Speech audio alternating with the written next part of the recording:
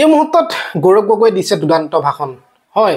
গৌৰৱ গগৈ এটা দুদান্ত ভাষণ আপোনালোকৰ মাজতে লৈ আহিছো এই ভিডিওটো একদম এটা গুৰুত্বপূৰ্ণ ভিডিও আপোনালোকে ভিডিওটো সম্পূৰ্ণকৈ চাওক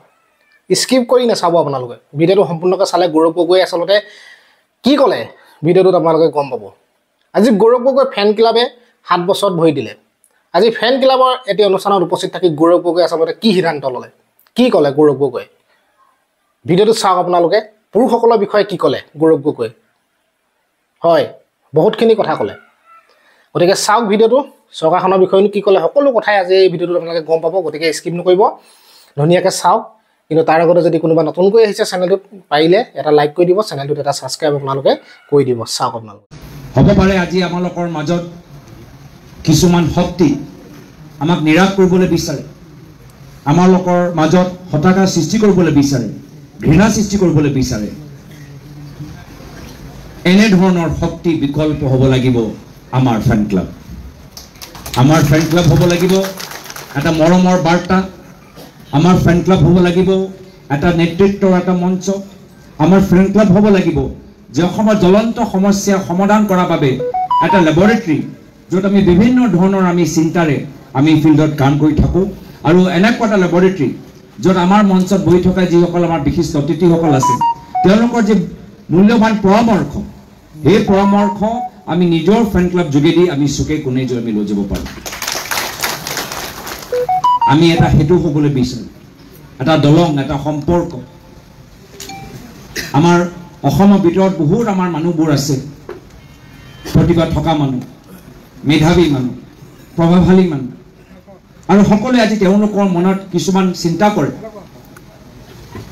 যে মই ইমান বছৰৰ পৰা এই সমস্যাৰ ওপৰত গৱেষণা কৰি আছোঁ ফিল্ডত কাম কৰি আছোঁ মই দেখা পাইছোঁ যে মোৰ এই যে চিন্তা ফিল্ডত পৰিৱৰ্তন আনিব পাৰে গাঁৱত পৰিৱৰ্তন আনিব পাৰে সমাজৰ মাজত পৰিৱৰ্তন আনিব পাৰে খেতিয়কসকলৰ মাজত পৰিৱৰ্তন আনিব পাৰে শিল্পীসকলৰ মাজত পৰিৱৰ্তন আনিব পাৰে সাংবাদিকসকলৰ মাজত পৰিৱৰ্তন আনিব পাৰে কিন্তু এই চিন্তা আমি চুকে কোণে আমি কেনেকৈ লৈ যাব পাৰোঁ সেইসকলৰ বাবে এটা উপযুক্ত মঞ্চ আমাৰ ফ্যান ক্লাব হ'ব লাগিব এই ফ্যান ক্লাব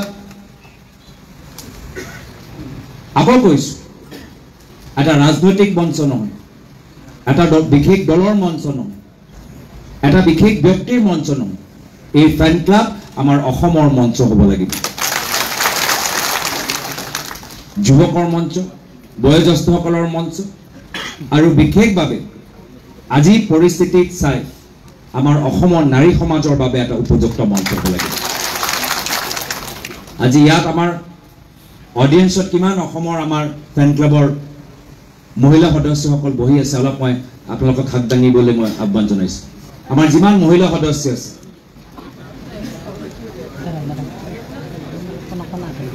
আহাবাৰ আমাৰ যিমান আমাৰ জিলা আহিছে আহাবাৰ মই আপোনালোকক এটা বিশেষ মই অনুৰোধ জনাইছোঁ আহাবাৰ আমাৰ মহিলা সদস্যসকলৰ সংখ্যা ইয়াতকৈ দুগুণ হ'ব লাগিব মঞ্চৰ ভিতৰত এগৰাকী মহিলা সম্বোধন কৰি থাকিব বাকী গোটেইখিনি পুৰুষ চম্ভালিব এনেকুৱা আমাক ফ্যান ক্লাব আমি হ'বলৈ বিচৰা নাই আৰু হেয়া হৈছে এটা ডাঙৰ এটা চিন্তা যিদৰে নাৰী নিৰ্যাতন হৈ আছে মাত্ৰ এটা আইনী চকুৰে চালে নহ'ব ক'ৰবাত আমাৰ নিজৰ ভিতৰত বিশ্লেষণ কৰা প্ৰয়োজন আছে চৰকাৰক নহয় অভিভাৱকসকলক নহয় অসমৰ ভাৰতৰ পৃথিৱীৰ পুৰুষসকলে নিজৰ আত্মবিশ্লেষণ কৰাটো প্ৰয়োজন আছে আমি নিজকে আমাক শুদ্ধ কৰিব লাগিব যেহেতু এই সমস্যা মাত্ৰ নাৰী নিৰ্যাতনৰ কেছৰ ভিতৰত নাই কিন্তু আমালোকৰ পুৰুষ সমাজৰ মাজত বিভিন্ন সমস্যা আছে এতিয়া বেছিভাগ ড্ৰাগছৰ এতিয়া কনজাম্পশ্যন কোনে কৰিছে পুৰুষসকলে কৰিছে ঘৰৰ ভিতৰত আমি অত্যাচাৰ কোনে বেছি কৰে সৰু ল'ৰা ছোৱালীৰ ওপৰতে হওক ঘৰৰ কোনোবা এজন সদস্যৰ ওপৰতে হওক এই প্ৰহাৰ কোনে কৰে এজন পুৰুষে কৰে কেতিয়াবা জীৱনৰ মাজত এনেকুৱা জটিল সমস্যা আহে সেই সমস্যাৰ লগত আমি কেনেকৈ যুঁজিব লাগে এনেকৈ অৰ্থনৈতিক সমস্যা হয় এনেকৈ অৰ্থনৈতিক হেঁচা পৰে ঘৰখন আমি চম্ভালিব নোৱাৰোঁ এনেকুৱা এটা মানসিক আমাৰ ওপৰত হেঁচা পৰে এজন পুৰুষে কেতিয়াবা উপায়হীন হৈ বিকল্পহীন হৈ নিজে সুইচাইড কৰে আৰু সেইকাৰণে এই আধুনিক সমাজত এই আধুনিক পৰিস্থিতিত এজন আদৰ্শ পুৰুষ আমি কেনেকৈ হ'ব পাৰোঁ যিদৰে সমগ্ৰ পৃথিৱীত ফেমিনিজমৰ ক্ষেত্ৰত এটা ডাঙৰ আন্দোলন হ'ল পুৰুষ সমাজৰ মন সলনি কৰাৰ ক্ষেত্ৰত আমাৰ নিজৰ ভিতৰৰ সংস্কৃতি আমাৰ নিজৰ ভিতৰত যে আমাৰ প্ৰতিভা আছে আমি কেনেকৈ আমি প্ৰকাশ কৰিব পাৰোঁ নিজৰ ভিতৰত যে ভয় হিংসা ঘৃণা সোমাই আছে কেনেকৈ আমি শেষ কৰিব পাৰোঁ তাৰ বাবে আমাৰ পুৰুষসকলৰ মাজতো এটা আন্দোলন লাগিব আৰু সেই অলপ দিন আগতে মই কথা টুইটাৰ যোগেদি ক'লোঁ যেতিয়া আমাৰ ঢিঙৰ সেই এজন সৰু ছোৱালীৰ ওপৰত যেতিয়া নিৰ্যাতনৰ কথাও প্ৰকাশ হ'ল তেতিয়া মই ক'লোঁ যে আমি পুৰুষসকলে নিজৰ দায়িত্ব ল'ব লাগিব আমি নিজৰ দায়িত্ব ল'ব লাগিব আমাক কাৰোবাক বেলেগক আমি দুখ দিব নোৱাৰোঁ আমি কেনেকৈ আজি যদি হতাশ হৈছোঁ আমি নিজৰ মনটো কেনেকৈ স্থিৰ কৰিব পাৰোঁ তাৰ দায়িত্ব ল'ব লাগিব যদি আমাৰ কিবা এটা বিষয় লৈ আজি আমাক খং উঠিছে তাৰ মানে নহয় যে আমি নিজৰ পৰিবাৰৰ ওপৰত নিজৰ সৰু ল'ৰা ছোৱালীৰ ওপৰত প্ৰহাৰ কৰিম আমি সেই খংটো কেনেকৈ নিয়ন্ত্ৰণ কৰিব পাৰোঁ তাৰ বাবে আমি নিজৰ দায়িত্ব ল'ব লাগিব যদি আজি তাৰিখত অৰ্থনৈতিক এনেকুৱা এটা হেঁচা একো উপায় নাপায় আমি নিজৰ পৰিয়ালক অকলে এৰি আমি এই পৃথিৱীটোৱে ত্যাগ কৰিবলৈ বিচাৰোঁ সেই সিদ্ধান্ত লোৱাৰ আগত আমাৰ নিজৰ জীৱনৰ দায়িত্ব ল'ব লাগিব যদি আমি দেখা পাইছোঁ যে আজি কিছুমান টিভি চেনেলত এনেকুৱা কিছুমান কথাবোৰ ওলাইছে যি কথা শুনিলে আমাৰ মনবোৰ অলপ মৰ্মাহত হয় দুখিত হয় তাৰ বাবে টিভি চেনেলক দুখ দিয়াতকৈ আমি নিজৰ দায়িত্ব ল'ব লাগিব আৰু সেইকাৰণে আজি আমি নিজৰ আমাৰ যিগৰাকী আমাৰ দুজন আলহী আহিছে আমাৰ দীপজ্যোতি সোণো ডাঙৰীয়া আমাৰ দীপক শৰ্মা ডাঙৰীয়া তেওঁ দুয়োজনে একেই কথা ক'লে কি আমি নিজৰ দায়িত্ব ল'ব লাগিব আৰু সেইটোৱে মই বিচাৰোঁ এটা আদৰ্শ সমাজ হ'বলৈ যিদৰে আজি মহিলাসকলৰ জীৱনত সমাজত যোৱা 50 বছৰত এটা ডাঙৰ পৰিৱৰ্তন আহিছে একেৰাহে আমি পুৰুষসকলে নিজৰ সমাজটো সুস্থ কৰাৰ বাবে এটা আন্দোলন সৃষ্টি কৰিব লাগিব মোক মনত পৰে মোৰ পিতৃলৈ তেওঁ সদায় নাৰীসকলৰ সবলীকৰণৰ ক্ষেত্ৰত সদায় মাত মাতি গৈছে পঞ্চায়তৰ ক্ষেত্ৰত 50% ৰিজাৰ্ভেশ্যন হ'ব লাগে মহিলাসকল ঘৰৰ পৰা ওলাই আহিব লাগে অৰ্থনৈতিকভাৱে সবল হ'বলৈ হ'লে আত্মসহায়ক গোট খুলিব লাগে নিজৰ উৎপাদনটো আৰু ভাল হওক তাৰ বাবে প্ৰশিক্ষণ ল'ব লাগে ট্ৰেক্টৰ চলাব লাগে খেল জগতত তেওঁলোকে আগভাগ ল'ব লাগে আৰু এনেধৰণৰ সক্ৰিয় কথাবোৰ শুনি লাহে লাহে লাহে আমাৰ অসমৰ মহিলাসকল আগবাঢ়ি গৈছে কিন্তু মই দুখিত কি য'ত আমাৰ নাৰীসকল আগবাঢ়ি গ'ল আমাৰ পুৰুষসকল য'ত আছে তাতে থাকি গ'ল আজিৰ পৰা 100 বছৰ য'ত আমাৰ মানসিক যি চিন্তা আজি তাৰিখত একেই চিন্তা কোনো পৰিৱৰ্তন নাই কোনো পাৰ্থক্য নাই হ'ব পাৰে কিছুমানে আজি নিজৰ জীৱনত এই পৰিৱৰ্তন আনিবলৈ চেষ্টা কৰিছে বুজি পাইছে যে এজন ঘৰৰ দায়িত্ব ঘৰ চলোৱাৰ দায়িত্ব মাত্ৰ নিজৰ পৰিবাৰৰ হ'ব নোৱাৰে নিজেই তেওঁলোকে দায়িত্ব ল'ব লাগিব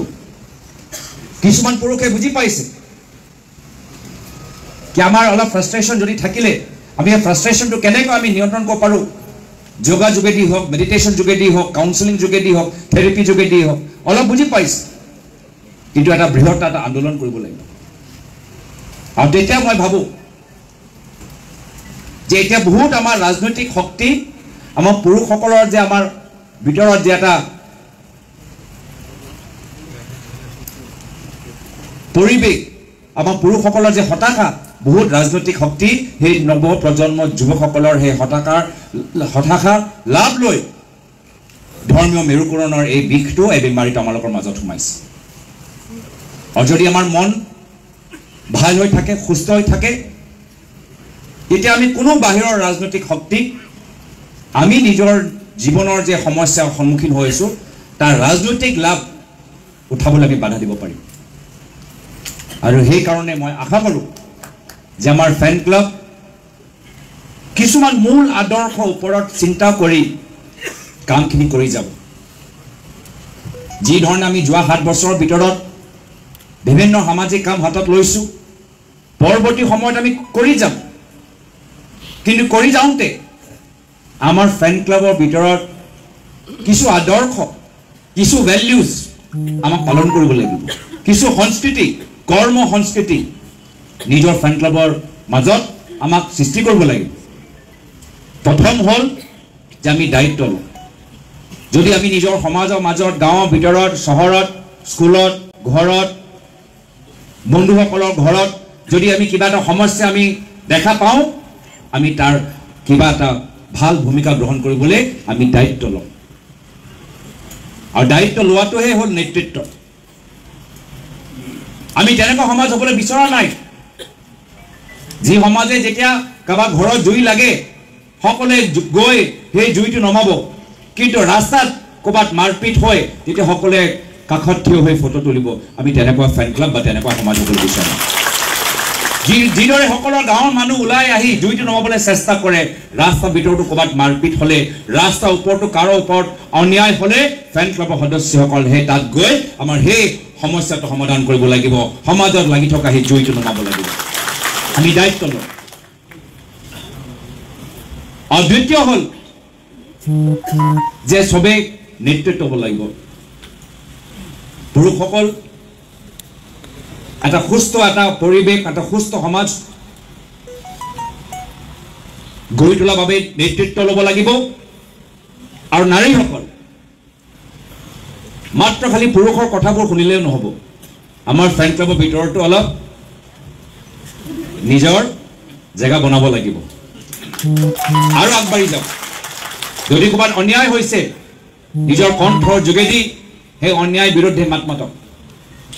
নিজৰ কণ্ঠটো ব্যৱহাৰ কৰক কেতিয়াও নিমাত হ'ব নালাগে যিয়ে হওক সমস্যা সমাধান হওক বা নহওক কিন্তু আমাৰ অসমৰ নাৰীসকল এই ফেন ক্লাবৰ নাৰীসকল নিজৰ কণ্ঠটো কেতিয়াও দুৰ্বল ভাবিব নালাগে নিজৰ কণ্ঠৰ যোগেদি এটা সমস্যা সমাধান কৰিব লাগে তৃতীয় হ'ল প্ৰথম হ'ল দায়িত্ব লোৱা দ্বিতীয় হ'ল নেতৃত্ব লোৱা আৰু তৃতীয় হ'ল একত্ৰিত কৰা য'ত মানুহে আমাক বিভাজিত কৰিবলৈ বিচাৰে আমাৰ ফেন ক্লাব আমাৰ সদস্য মানুহক একত্ৰিত কৰিবলৈ আমাক চেষ্টা চলায় সমাজে পিছত নিজে সিদ্ধান্ত ল'ব যে বিভাজন কৰা শক্তিৰ লগত থাকিবলৈ বিচাৰে বা একত্ৰিত কৰা শক্তিৰ লগত থাকিবলৈ বিচাৰে যদি তেওঁলোকে হতাশা সৃষ্টি কৰিবলৈ বিচাৰে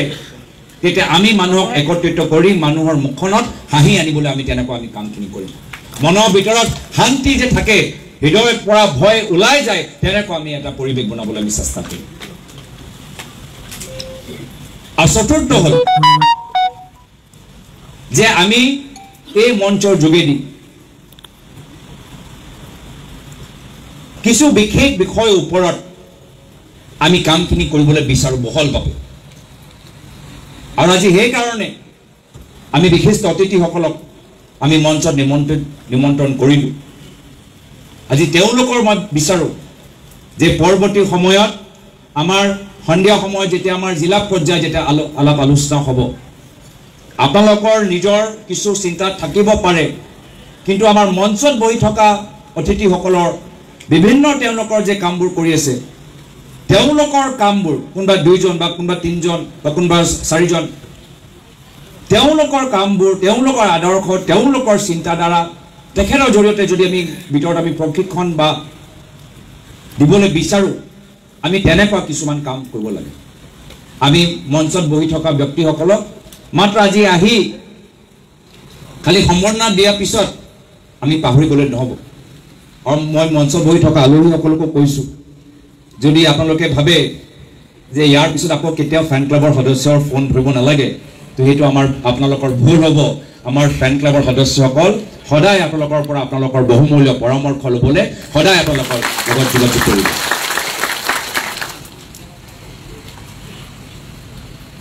তো মই বিশেষ দীঘলে ক'বলৈ বিচৰা নাই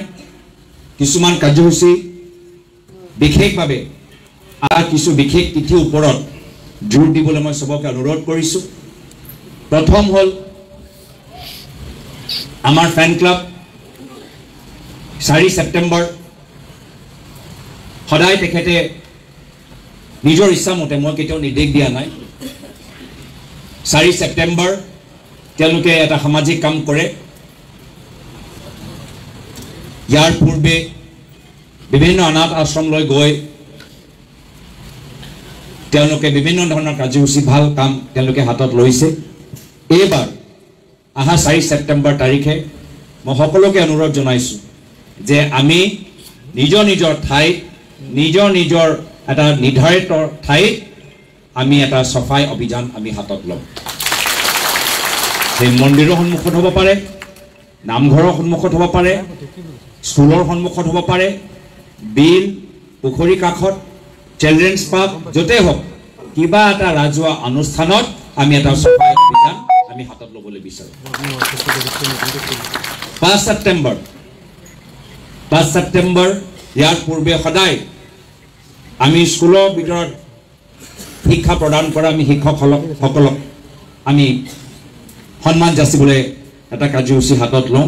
এইবাৰ তেওঁলোকৰ বাহিৰে যিসকলক আমি পাহৰি যাওঁ সন্মান কৰিবলৈ আমি সেই শিক্ষকসকলক আমি বিশেষভাৱে এবাৰ সন্মান কৰিবলৈ বিচাৰোঁ আৰু সেয়াসকল হ'ল যিসকলে আমাক কলা ক্ষেত্ৰত আমাৰ খেলৰ ক্ষেত্ৰত আমাক আগবঢ়াই লৈ যায় আমাৰ music teacher dance teacher sports টিচাৰসকল মই আশা কৰোঁ যে আমি 5 ছেপ্টেম্বৰ আপোনালোকৰ নিজৰ কাৰ্যসূচী হাতত ল'ব পাৰে কিন্তু বিশেষভাৱে এই আমাৰ মিউজিক ড্ৰামা ডান্স স্পৰ্টছ যাৰ জৰিয়তে আমি নিজকে আমি নিজৰ ভৰিৰ ওপৰত থিয় হ'বলৈ এটা কলা এটা সম্পদ এটা পাওঁ সেইসকলৰ পৰা যে আমি আশীৰ্বাদ পাওঁ তেওঁলোকক আমি আহা 5 ছেপ্টেম্বৰ তাৰিখে আমি শ্ৰদ্ধা নিবেদন কৰিবলৈ বিচাৰিছোঁ আৰু আহা 11 অক্টোবৰ প্ৰায় তৰুণ গগৈদেৱৰ জন্ম জয়ন্তীৰ দিনত আমি এটা মেছিভ ইতিমধ্যে মৃণাল হাজৰিকা ডাঙৰীয়া এই ক্ষেত্ৰত আগবাঢ়ি গৈছে কিন্তু মই সন্তুষ্ট নহয় আহা 11 অক্টোবৰ আমাৰ সমগ্ৰ অসমৰ চুকে কোণে এটা মেছিভ আমাৰ ব্লাড ডোনেশ্যন ৰক্ত দান শিবিৰ আয়োজন কৰিবলৈ আপোনালোকে এটা বৃহত্তৰ সংকল্প লওক ইয়াৰ পূৰ্বে আমি বিভিন্ন সময়ত আমি কৰিছোঁ কিন্তু ইয়াৰ আগত যিমানবোৰ ৰক্তদান শিবিৰ হৈছে সকলোকে পাৰ কৰি এটা নতুন ৰেকৰ্ড আপোনালোকে বনাবলৈ চেষ্টা কৰিব মই তাৰ বাবে সবকে অনুৰোধ কৰিছোঁ তো মই বিশেষ আৰু দীঘলে ক'বলৈ বিচৰা নাই এটা কথা সকলোৱে জানে যে অনুষ্ঠান যাওঁতে অনুষ্ঠান আমি কেনেদৰে আয়োজন কৰোঁ তাৰ ওপৰত মই বহুত চকু দিওঁ সময়মতে কামবোৰ হৈছে নাই হোৱা প্ৰত্যেক আলহীক আমি সন্মানেৰে আমি নিমন্ত্ৰণ জনাইছোঁ বিদায় দিছোঁ পিছত গৈ কৃতজ্ঞতা জ্ঞাপন কৰোঁ